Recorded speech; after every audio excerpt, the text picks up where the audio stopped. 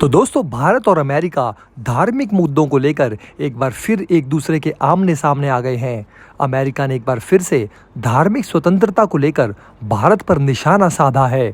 America ने कहा कि भारत में सरकारें खुलेआम धार्मिक समुदाय के सदस्यों को निशाना बनाती हैं। अमेरिका के विदेश मंत्रालय ने अंतर्राष्ट्रीय धार्मिक स्वतंत्रता रिपोर्ट जारी की है। अब दोस्तों, आपको बता दें कि अगले 4 महीनों में भारत के प्रधानमंत्री नरेंद्र मोदी यूएस के राष्ट्रपति जो बाइडेन से 4 बार मिलने वाले हैं और इसी के साथ वो अमेरिका का दौरा भी करेंगे। और पीएम मोदी की अमेरिका की यात्रा से पहले इस रिपोर्ट के आने से दोनों देशों के बीच तनाव बढ़ सकता है। प्रधानमंत्री नरेंद्र मोदी की अमेरिका यात्रा से पहले जो बाइडेन प्रशासन ने भारत के ऊपर बड़ा हमला बोला है। अमेरिका के एक वरिष्ठ अधिकारी ने कहा कि रूस, भारत, चीन और सऊदी अरब समेत कई देशों की सरकारें खुलेआम धार्मिक समुदाय के सदस्यों को निशाना बनाती रही हैं। इंटरनेशनल रिलीजियस फ्रीडम पर अपनी वार्षिक रिपोर्ट जारी की, जो दुनिया भर के देशों में धार्मिक स्वतंत्रता की स्थिति का दस्तावेजीकरण करती है। इसमें मुस्लिमों के घरों पर बुलडोजर चलाने और मध्य प्रदेश के खरगोन में मुस्लिमों के घरों पर हमले का भी रिपोर्ट में जिक्र किया गया है।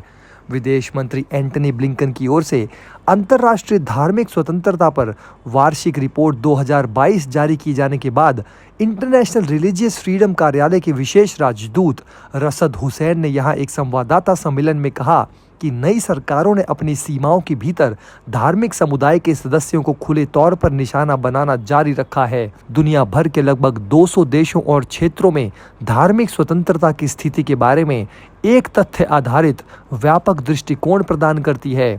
एंटनी ब्लिंकन ने कहा कि इसका उद्देश्य उन क्षेत्रों को उजागर करना है जहां जवाबदेही को बढ़ावा देने के लिए धर्म या विश्वास की स्वतंत्रता का दमन किया जा रहा है और अंततः प्रगति को एक ऐसी दुनिया की ओर ले जाना है जहां धर्म या विश्वास की स्वतंत्रता हर जगह हर किसी के लिए एक वास्तविकता हो। इसी के साथ साथ अमेरिका ने मुस्लिमों पर भारत को नसीहत भी दे डाली है। एंटनी ब्लिंकन ने अपनी टिप्पणियों में भारत का जिक्र तो नहीं किया और वार्षिक रिपोर्ट में भारत के संदर्भ वाला हिस्सा पहले के वर्षों के समान ही है। हुसैन ने धार्मिक समुदायों को खुले तौर पर निशाना बनाने वाली सरकारों के संदर्भ में रिपोर्ट के अहम निष्कर्षों में भारत का जिक्र किया है।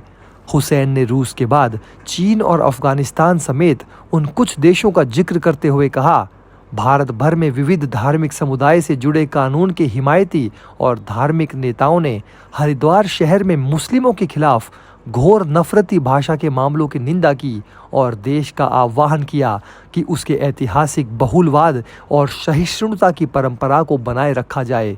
म्यांमार सैन्य प्रशासन रोहिंग्या आबादी को लगातार दबा रहा है, जिससे कई लोग अपने घर छोड़कर पलायन कर गए हैं।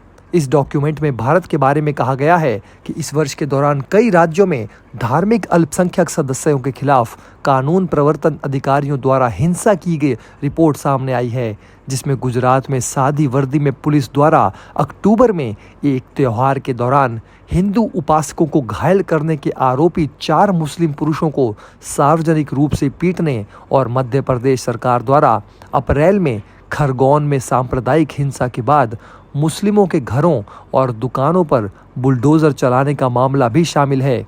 रिपोर्ट में कहा गया है कि सितंबर में आरएसएस के प्रमुख मोहन भागवत ने मुस्लिम समुदाय के 5 प्रमुख सदस्यों से उनकी चिंताओं को सुनने और मुसलमानों और हिंदुओं के बीच सांप्रदायिक सद्भाव को बढ़ावा देने के बारे में चर्चा करने के लिए मुलाकात की। साथ ही साथ दोस्तों, अमेरिका ने गौ हत्या और गौकशी पर भी बयान दिया।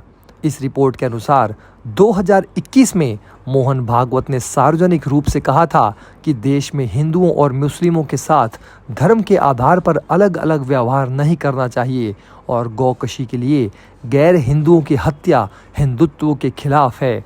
अमेरिकी अंतर्राष्ट्रीय धार्मिक स्वतंत्रता आयोग की अध्यक्ष नूरी तुर्केल ने एक बयान में कहा कि अंतर्राष्ट्रीय धार्मिक स्वतंत्रता रिपोर्ट धार्मिक स्वतंत्रता के उल्लंघनकर्ताओं को जवाबदेह ठहराने और वैश्विक धार्मिक स्वतंत्रता की स्थितियों में सुधार करने की लड़ाई में एक महत्वपूर्ण उपकरण है। अमेरिका द्वारा भारत को ये जो नसीहत दी गई है और फटकार लगाई गई है, इस पूरे मुद्दे के बारे में दोस्तों आपकी क्या राय है? आप अपनी राय हमें नीचे कमेंट बॉक्स में लिखकर ज़रूर बताइए। मिलते हैं दोस्तों आपसे अगले वीडियो में। जय हिंद। दोस्तों, अगर आप हमारे काम को पसंद करते हैं और हमारी खबरें आपको पसंद आती है तो हमारे इस चैनल को सब्सक्राइब किए बिना बिल्कुल भी मत जाइएगा। हमारे इस उभरते हुए चैनल को सपोर्ट कीजिए और आपका एक एक सब्सक्राइब हमारे लिए बहुत मायने रखता है।